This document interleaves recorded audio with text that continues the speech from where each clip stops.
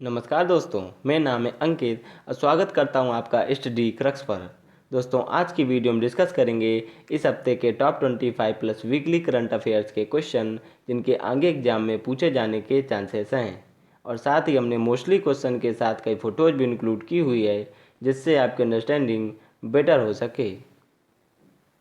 So friends, welcome to study crux.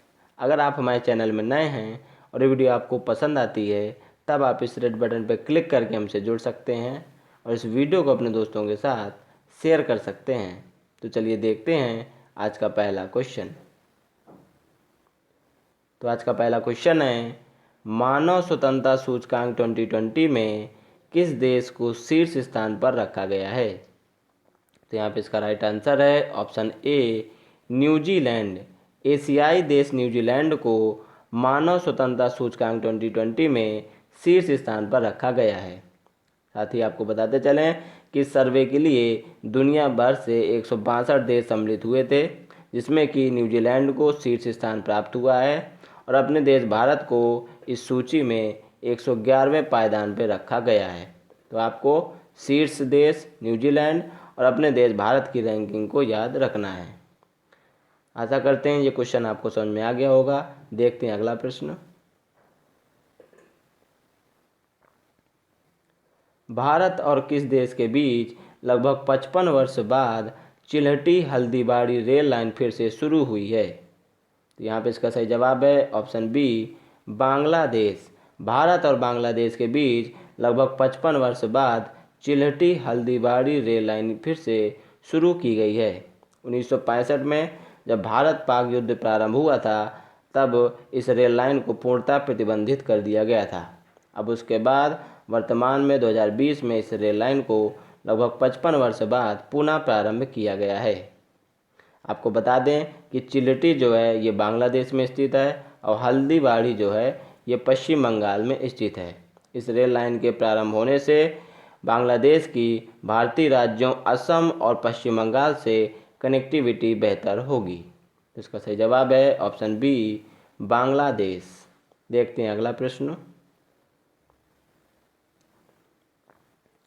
अगला question है, Asia प्रशांत प्रसारण संघ के उपाध्यक्ष के रूप में किसे चुना गया है? तो यहाँ पे इसका सही जवाब है ऑप्शन बी, शशि शेखर वेम्पति। ये दोस्तों शशि शेखर वेम्पति, जिन्हें हाल ही में एशिया प्रशांत प्रसारण संघ के उपाध्यक्ष के रूप में चुना गया है। शशि शेखर वेम्पति वर्तमान में प्रसार भारती के CEO भी हैं। देखते हैं अगला क्वेश्चन।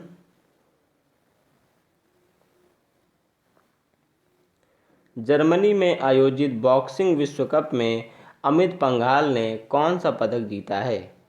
यहाँ पे इसका राइट आंसर है ऑप्शन सी, स्वर्ण।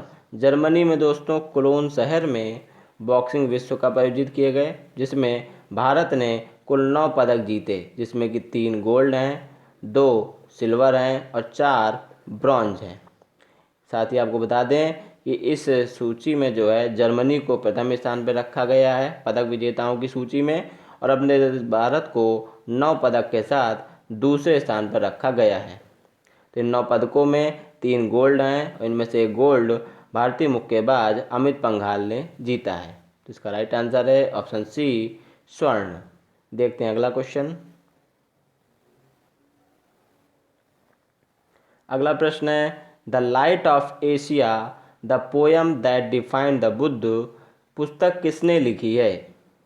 तो यहाँ पे इसका सही जवाब है ऑप्शन बी, जयराम रमेश। ये दोस्तों जयराम रमेश, जो कि एक वरिष्ठ कांग्रेसी नेता हैं, पूर्व केंद्रीय मंत्री भी रह चुके हैं, जिन्होंने हाल ही में the light of Asia the poem that defined the Buddha पुस्तक लिखी है। तो आपको इस पुस्तक का नाम और राइटर का नाम याद रखना है। देखते हैं अगला क्वेश्चन।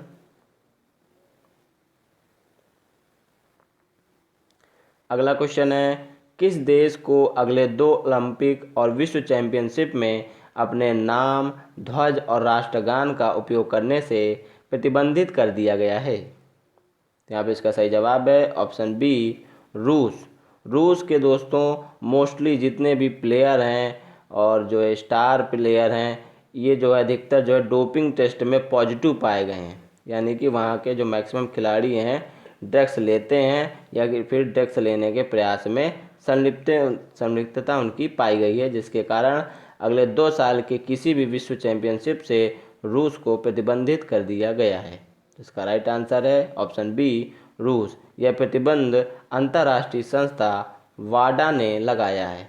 इसका फुल फॉर्म होता है वर्ल्ड एंटी डोपिंग एजेंसी, जिसका गठन वर्ष 1999 में किया गया था और इसका हेडक्वार्टर कनाडा के मॉन्ट्रियल में स्थित है। तो यहाँ पे आपको याद रखना है, यहाँ पे इसका राइट आंसर है ऑप्शन बी, रूस। देखते हैं अगला प्रश्न।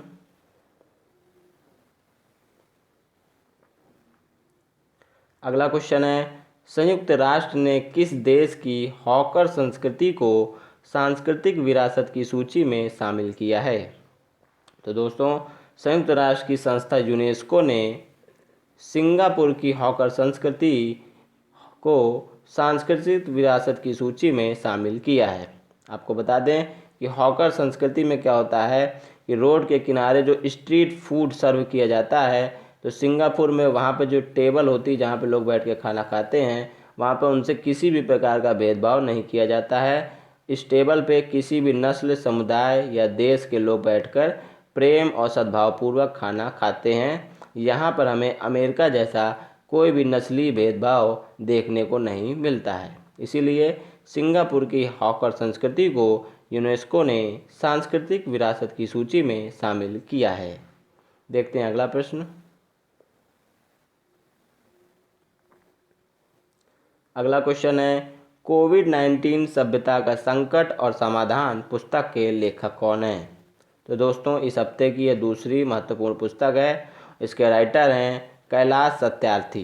कैलाश सत्यार्थी जो कि बच्चों के आंदोलन से जुड़े हुए हैं। वर्ष 2014 में इन्हें नोबेल शांति पुरस्कार से भी सम्मानित किया गया था।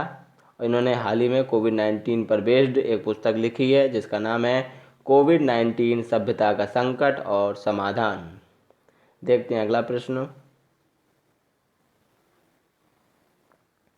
अगला क्वेश्चन है, अमेरिकी स्पेस फोर्स ने हाल ही में अपने जवानों को नया नाम कौन सा दिया है?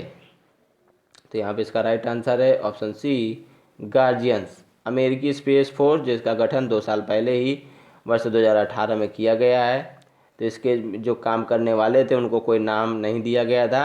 हाल ही में अमेरिकी संसद ने इनको नया नाम दिया है जो कि है गार्जियंस। तब ये जो गार्जियंस हैं ये कंप्यूटर की मदद से अमेरिकी उपग्रहों की निगरानी करते हैं। देखते हैं अगला क्वेश्चन।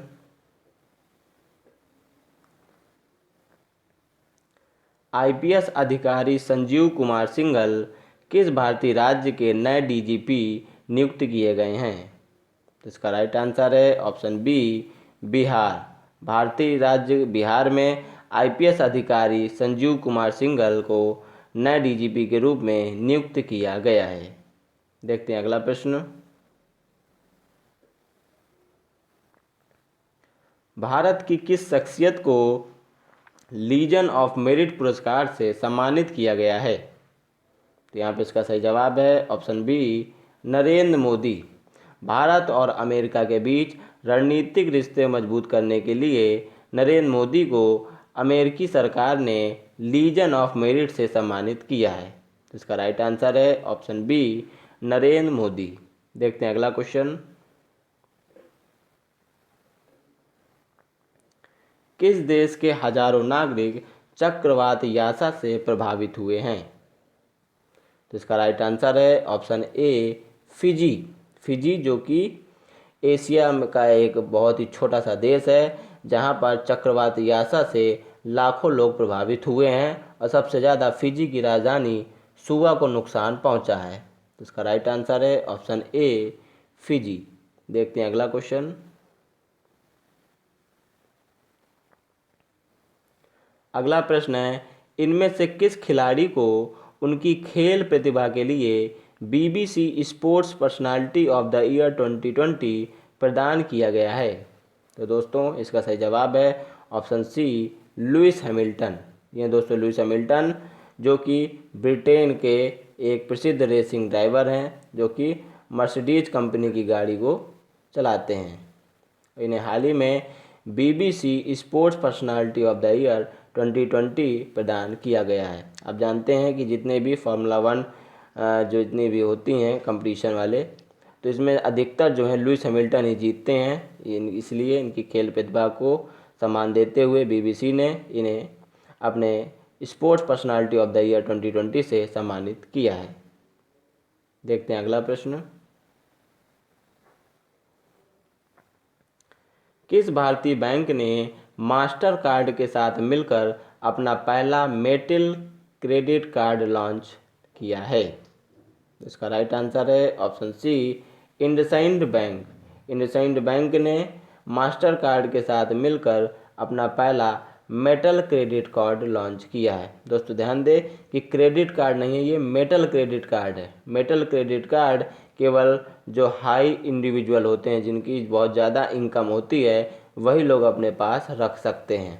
हाल ही में पुणे में इसका हेडक्वार्टर है इंडसइंड बैंक का। तो इसी ने जो है मास्टर कार्ड के साथ मिलकर अपना पहला मेटल क्रेडिट कार्ड लॉन्च किया है। देखते हैं अगला प्रश्न। किस राज्य सरकार ने ग्रामीण क्षेत्रों में संपत्ति और भूमि संबंधी विवादों को रोकने हेतु एक विशेष अभियान वरासत की शुरुआत की है? तो यहाँ पे इसका सही जवाब है ऑप्शन ए, उत्तर प्रदेश। उत्तर प्रदेश राज्य सरकार ने ग्रामीण क्षेत्रों में संपत्ति और भूमि संबंधी विवादों को रोकने हेतु एक विशेष अभियान वरासत की शुरुआत की है। देखते हैं अगला प्रश्न। अगला क्वेश्चन है, किस प्रसिद्ध फुटबॉलर को गोल्डन फुट अवार्ड 2020 से सम्मानित किया गया है? तो यहाँ पे इसका राइट आंसर है ऑप्शन सी, क्रिस्टियानो रोनाल्डो।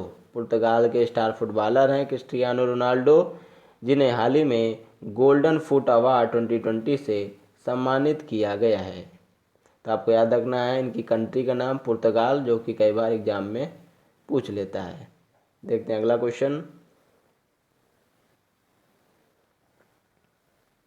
आंध्र प्रदेश उच्च न्यायालय के मुख्य न्यायाधीश कौन बने हैं? तो यहाँ पे इसका सही जवाब है ऑप्शन बी, अरूप कुमार गोस्वामी। ये दोस्तों अरूप कुमार गोस्वामी, जो कि हाल ही में आंध्र प्रदेश उच्च न्यायालय के मुख्य न्यायाधीश बने हैं। पिछले सप्ताह दोस्तों हमने चर्चा की थी कि हिमा कोहली के बारे में, जो कि तेलंगाना उच्च न्यायालय की मुख्य न्यायाधीश बनी थी। साथ ही हमने जेएस मुरलीधर के बारे में चर्चा की थी, जो कि ओडिशा के उच्च न्यायालय के मुख्य न्यायाधीश अपॉइंट किए गए थे। तो आपको इन तीनों भारतीय राज्यों के उच्च न्यायालयों के मुख्य न्यायाधीशों के नाम याद रखने चाहिए, जो कि आने वाले एग्जाम्स के लिए काफ़ी इम्पोर्टेंट होंगे। देखते हैं अगला प्रश्न।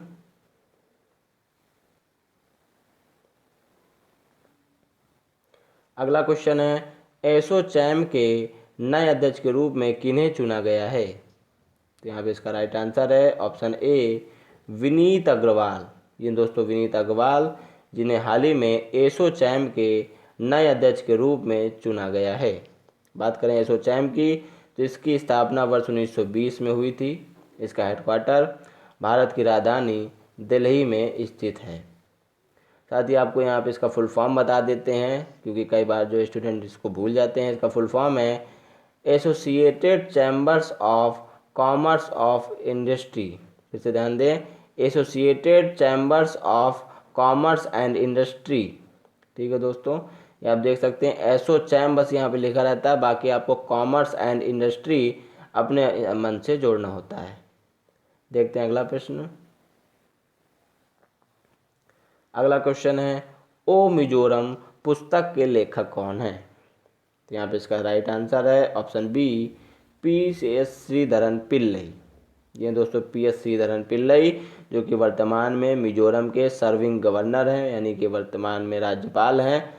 और ये इनकी जो है कोरोना काल के बाद जो है दूसरी पुस्तक लिखी है। इससे पहले इन्होंने कोरोना कविता काल लिखी थी एक पुस्तक, जो कि उपराष्ट्रपति वेंकैया नायडू ने जो है लॉन्च की थी।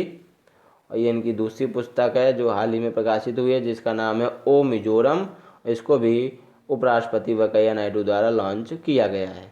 तो आपको याद रखना है कि कोरोना कविता काल और ओ मिजोरम, ये दोनों ही PS श्रीधरन पिल्लई ने लिखी है, जो कि वर्तमान में सर्विंग गवर्नर हैं मिजोरम के।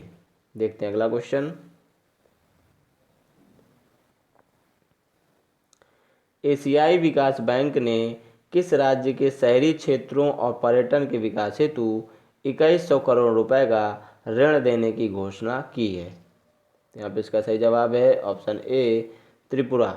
ADB ने यानी कि एशियाई डेवलपमेंट बैंक ने त्रिपुरा के शहरी क्षेत्रों और पर्यटन के विकास हेतु 2100 करोड़ रुपए का भारी भरकम ऋण देने की घोषणा की है।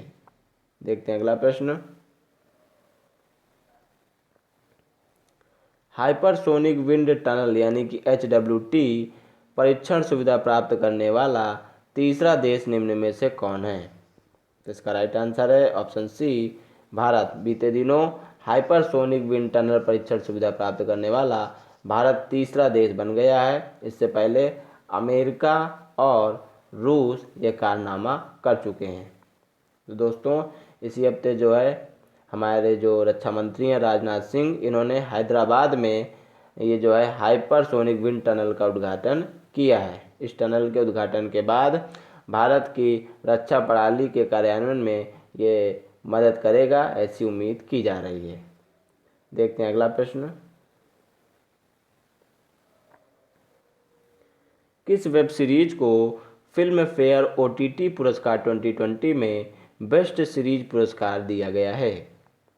इसका राइट आंसर है ऑप्शन बी पाताल लोक। अनुष्का शर्मा द्वारा प्रोड्यूस की गई ये वेब सीरीज बीते दिनों बहुत ज़्यादा चर्चा में थी, और जब ये रिलीज हुई थी तो भारी संख्या में इसको व्यूज मिले थे।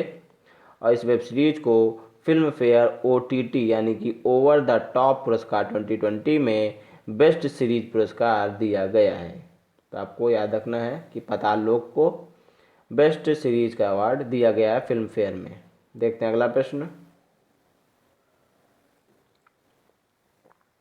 अगला क्वेश्चन है, किस दिग्गज फिल्म अभिनेता को अमेरिका के न्यू जर्सी में लाइफ टाइम अचीवमेंट अवार्ड से सम्मानित किया गया है? तो इसका राइट आंसर है ऑप्शन ए धर्मेंद्र। धर्मेंद्र जो कि बॉलीवुड के जाने माने अभिनेता हैं, बॉलीवुड में अपने जीवन के ये 60 वर्ष दे चुके हैं, और किसी भारतीय अभिनेता को किसी विदेशी देश की ज़मीन पर लाइफ टाइम अचीवमेंट अवार्ड से सम्मानित किया गया है, इसलिए इनका नाम काफ़ी इम्पोर्टेंट हो जाता है। तो आपको इनका नाम याद रखना है। देखते हैं अगला प्रश्न। अगला क्वेश्चन है, बीते दिनों स्वच्छता अभियान मोबाइल ऐप किसने लॉन्च किया है? तो यहाँ पे इसका सही जवाब है ऑप्शन बी थावर चंद गहलोत। हमारे केंद्रीय मंत्री हैं, सामाजिक अधिकारी के केंद्रीय न्याय मंत्री हैं ये। तो आपको इनका नाम याद रखना है। इन्होंने बीते दिनों स्वच्छता अभियान मोबाइल ऐप लॉन्च किया है। इस अभियान ये जो मोबाइल ऐप है स्वच्छता अभियान, इसके थ्रू भारत में जितने नए शौचालयों का निर्माण किया गया है उनकी जियो टैगिंग की जाएगी, जिसके द्वारा आगे चल के पता हो सके कि ये जो शौचालय हैं ये उपयोगी हैं कि अनुपयोगी हैं। देखते हैं अगला प्रश्न। अगला क्वेश्चन है, ग्वालियर व कोलकाता में ट्राइब्स इंडिया शोरूम का उद्घाटन किसने किया है? तो इसका राइट आंसर है ऑप्शन ए अर्जुन मुंडा। वर्तमान में जनजाति कल्याण मंत्री हैं, इन्होंने ही ग्वालियर व कोलकाता में ट्राइब्स इंडिया शोरूम का उद्घाटन किया है। साथ ही आपको बता दें कि इसी साल जो है अगस्त के महीने में मुंबई में भी इन्होंने ट्राइब्स इंडिया शोरूम का उद्घाटन किया था। इस शोरूम में जो हमारे जनजाति भाई बहन हैं जो कि जंगलों से वनस्पतियों के द्वारा, फूलों के द्वारा विभिन्न सामग्रियाँ तैयार करते हैं, तो इस शोरूम में उनको बेचा जाता है, और इसके द्वारा जो आय होती है उसे जनजाति बंधु द्वारा उनको तक पहुंचाया जाता है। देखते हैं अगला प्रश्न। आइए अब देखते हैं इस सप्ताह के प्रमुख निधन। तो इस सप्ताह दोस्तों पत्रकार MG वैद्य का निधन हो गया है। ये RSS से भी जुड़े रहे, एक लंबी आयु में इनका निधन हो गया है। तो आपको ये नाम याद रखना है, पत्रकार थे ये MG वैद्य। इसी सप्ताह दोस्तों उत्तर प्रदेश के पूर्व राज्यपाल रहे मोतीलाल वोरा का भी निधन हो गया है। राज्यपाल बनने से पहले ये एक कांग्रेसी नेता थे, और 1985 से 88 तक यानी कि 3 साल तक मध्य प्रदेश के मुख्यमंत्री रहे। उसके बाद 88 से 93 तक केंद्र सरकार में विभिन्न पदों पर मंत्री रहे। फिर उसके बाद 93 से 96 तक उत्तर प्रदेश के राज्यपाल के रूप में इन्होंने अपनी सेवाएं दी थीं। तो इनका जो है लंबी आयु में निधन हो गया है। इसी सप्ताह फिल्म निर्देशक व वरिष्ठ अभिनेता जगन्नाथ गुहा का भी निधन हो गया है। ये पश्चिम बंगाल से संबंधित थे। आइए अब देखते हैं इस सप्ताह के कुछ महत्वपूर्ण विश्व, अंतर्राष्ट्रीय और राष्ट्रीय स्तर के दिवस। तो पहला है दोस्तों 22 दिसंबर। 22 दिसंबर को जो है इस बार राष्ट्रीय गणित दिवस का आयोजन किया गया। राष्ट्रीय गणित दिवस को हर साल जो है 22 दिसंबर को मनाया जा रहा है और 2012 से इस दिवस को मनाने की शुरुआत की गई थी। 22 दिसंबर को दोस्तों भारत के जाने माने गणितज्ञ श्रीनिवास रामानुजन का जो है जन्म दिवस होता है, जिन्होंने अपने जीवन काल में लगभग 4000 से ज़्यादा गणित के नए समीकरणों की रचना की थी। 23 दिसंबर को भारत के 5वें नंबर के प्रधानमंत्री चौधरी चरण सिंह की जन्म दिवस के मौके पर राष्ट्रीय किसान दिवस का आयोजन किया जाता है। 24 दिसंबर को दोस्तों राष्ट्रीय उपभोक्ता अधिकार दिवस मनाया जाता है। इस दिवस को आयोजित करने का उद्देश्य देश के सभी उपभोक्ताओं को उनके अधिकारों के प्रति जागरूक करना होता है। 25 दिसंबर को पूर्व प्रधानमंत्री अटल बिहारी वाजपेयी के जन्मदिवस के मौके पर गुड गवर्नेंस डे यानी कि सुशासन दिवस का आयोजन किया जाता है। 26 दिसंबर को दोस्तों बॉक्सिंग डे मनाया जाता है। ये बॉक्सिंग डे वो खेल वाला नहीं है बल्कि बॉक्स को ओपन करना होता है, क्योंकि हम सभी जानते हैं कि 26 दिसंबर के पहले यानी कि 25 दिसंबर को जो है क्रिसमस डे मनाया जाता है और क्रिसमस में लोगों को विभिन्न प्रकार के गिफ्ट मिलते हैं जिसे वे अगले दिन यानी कि 26 दिसंबर को खोलकर देखते हैं। तो चूँकि सभी लोग 26 दिसंबर को खोलते हैं, बॉक्स को ओपन करते हैं, इसलिए 26 दिसंबर को बॉक्सिंग डे मनाया जाता है। तो दोस्तों वीडियो यहीं तक थी। वीडियो पसंद आई हो तो लाइक करें, कमेंट करें और इस वीडियो को खूब शेयर करें। मिलेंगे नेक्स्ट वीडियो में, तब तक के लिए जय हिंद, वंदे मातरम।